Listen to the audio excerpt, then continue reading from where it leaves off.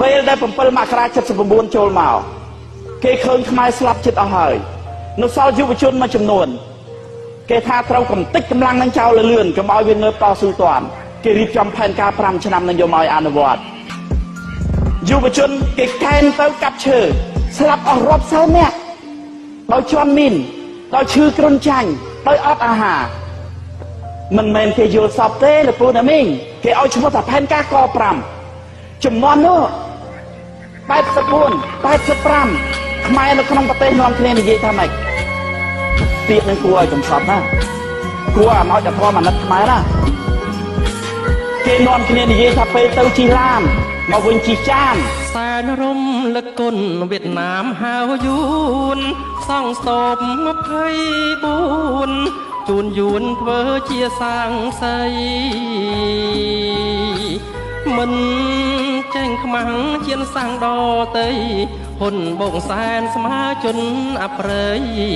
បាត់នៃពួយពងខេមរាអោសែនអើយសែនមិនដេចមិនចេញគិតសិតត្រូវជាមិត្តតើសែនឯងគិតយ៉ាងណាយកឈាមគេប្រៀបឈាមដូនតាបានជាសែនខំប្រឹងឧស្សាហ៍ប្រាថ្នាស្នេហាមុខដួនកាត់គេកាត់កោះកាត់ទឹកដីកាត់ភ្នំព្រៃសែនហ៊ានកាត់ដីឲ្យយួនស្មោះគេហ៊ុនសែនហ៊ានក្បត់ជាតិខ្លួន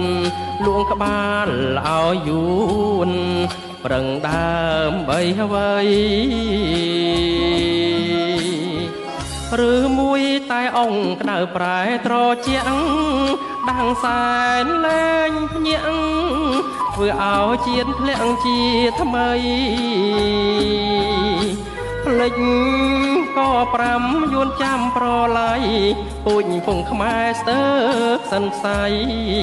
ដោយសាសនាដៃយួនអើយគាត់យកខ្មែរសម្រាប់ខ្មែរយកទឹកដីទៅឲ្យយួនអានេះឯកការ5គឺយកខ្មែរសម្រាប់ខ្មែរដើម្បីយកដីឲ្យយួនយួនវាអត់យកយួនទៅសម្រាប់ខ្មែរដើម្បីចាក់ទឹកដីជឿអានេះគឺវាយកខ្មែរសម្រាប់ខ្មែរដើម្បីយកដីគាត់ពុំខ្លាំងមហាដែលយើងមើលអត់យល់នេះយើងមើលអត់យល់អញ្ចឹងបងឥឡូវខ្ញុំតែបើសិនជាមកខាងខ្មែរចាំយល់ទៅខ្មែរស្លាប់ទៅជាងយួនឬបាក់ទៅនេះក៏ទៅមានយល់ប៉ុន្តែខ្មែរបាញ់លើអាហារណាស្លាប់ខ្មែរគេកាត់កោះកាត់ទឹកដីកាត់ភ្នំព្រៃសែនហ៊ានកាត់ដីឲ្យយួនស្មោះគេហ៊ុនសែនហ៊ានក្បត់ជាតិនឹងខ្លួនលួងក្បាលឲ្យយួនប្រឹងដើមបីអ្វីឬមួយតែអង្គក្តៅប្រែត្រជាក់ដាំងសែនលែងភ្ញាក់ធ្វើឲ្យជាតិធ្លាក់ជាថ្មីផ្លេចក៏5យួនចាំប្រឡ័យពូជពងខ្មែរស្ទើរសិនផ្សៃដោយសាសនាដៃយួនអើយដោយសាសនាដៃយួនអើយដោយសា